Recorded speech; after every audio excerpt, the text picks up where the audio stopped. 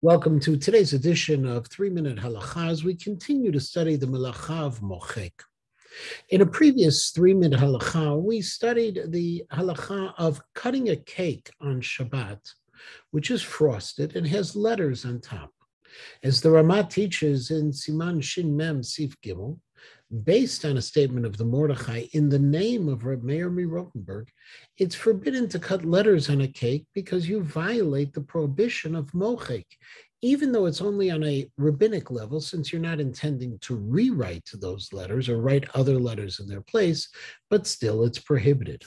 However, the Noda B'Yehuda and the Dagul Mir Vava, also on Shin Mem, argued that the Ramah misunderstood Reb Meir Rotenberg.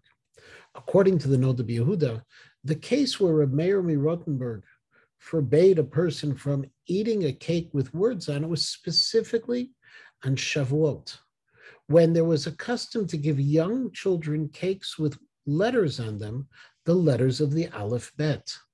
It was a symbolic event whereby eating those letters on top of the cake and eating the cake as well, it became symbolic that these young children were now acquiring knowledge.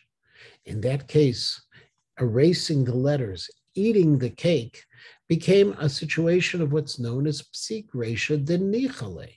It was an incidental violation that a person wanted to happen. They wanted the symbolism of consuming those letters.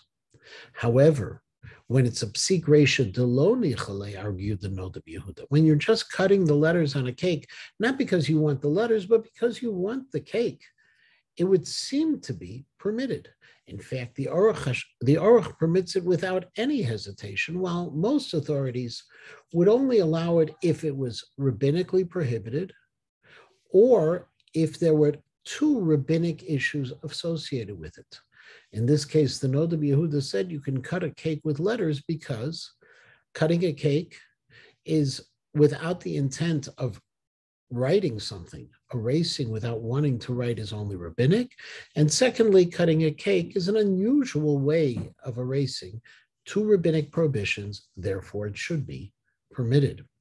Of course, as we noted, most authorities disagree with the Noda B'Yehuda. However, the Aruch HaShulchan comments that ultimately the Noda B'Yehuda was correct. It's a good idea to be strict, like the Raman, prohibit cutting the letters on a cake.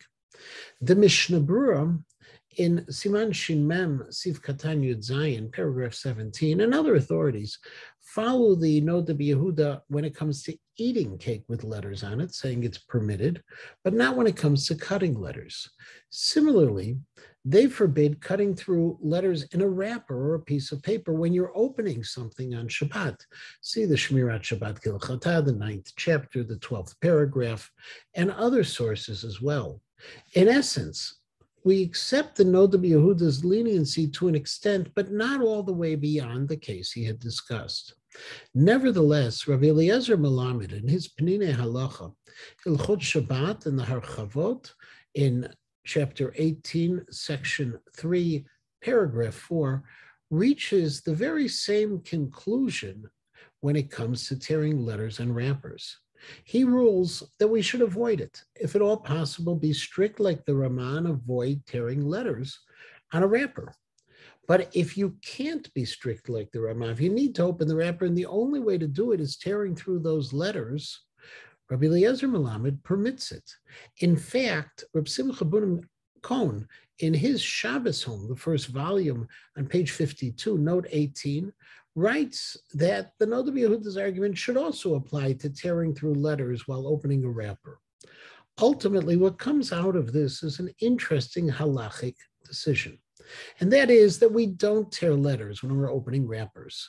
But if there's no other way, if it's necessary, it is permitted according to some authorities, just as it's permitted according to some authorities, to cut a cake through the letters on the cake. This also helps very much when we're dealing with a situation with candy wrappers, where sometimes it's hard to remove the candy wrapper and we want to let a child open it instead. Since there's a position to permit it to begin with, giving it to a child to open, even knowing that he or she will tear the words, has even greater basis to permit And we can also avoid disappointing the child who wants that candy inside.